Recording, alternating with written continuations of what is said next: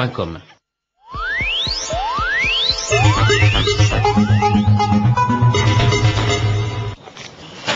Pascal est enseignant à Saint-Malo dans la vie civile. Lionel, chauffeur de bus à Brest.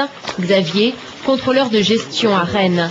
Ces trois-là, comme leurs camarades, ont choisi de donner une trentaine de jours par an à l'armée de terre.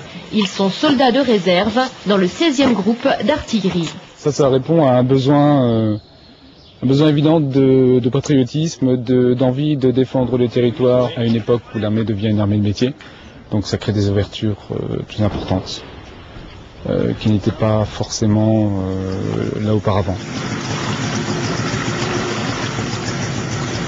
Pour avoir un équilibre dans la vie, il faut avoir des activités sportives, faire partie de groupes. C'est vrai qu'ici on trouve une cohésion, un esprit de corps, on a des sujets de conversation et des envies communes, quoi. On aime bien se retrouver au grand air ensemble, remplir des missions dans un cadre militaire. Remontez sur l'échelle là, remontez sur l'échelle là. Au camp de Coëtquidan, ces réservistes suivent un entraînement de 2 jours, des journées rémunérées. Parcours d'obstacles, topographie, exercice de tir, une préparation au combat ou à tout type d'intervention pour des militaires professionnels mais à temps partiel.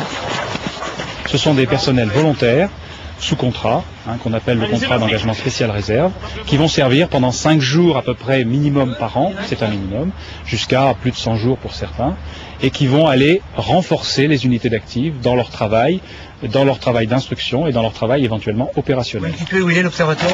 L'observatoire, ouais, coordonnées.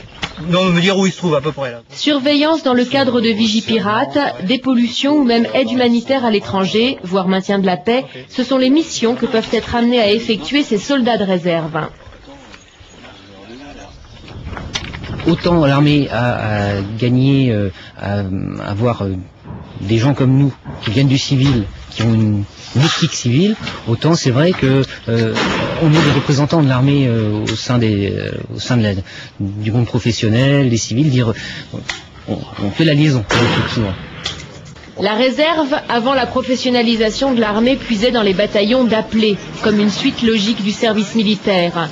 Ce vivier n'existant plus, la réserve actuellement très insuffisante, s'est ouverte à tous les volontaires de 18 à 30 ans, garçons ou filles. Les besoins sont assez importants en termes de militaires du rang, puisque vous savez que dans l'armée de terre, nous sommes subdivisés en officiers, sous-officiers, militaires du rang. Et donc la partie militaire du rang actuellement pose problème dans mon régiment, puisque je devrais à terme devoir recruter à peu près 80 personnes dans grosso modo dans les 2 années qui viennent. Ce qui est important pour une unité constituée. À l'horizon 2008, l'objectif pour l'armée de terre est de recruter 29 000 réservistes. En ligne de mire, augmenter de plus de 20% les capacités opérationnelles d'une armée qui s'ouvre donc de plus en plus sur la société civile.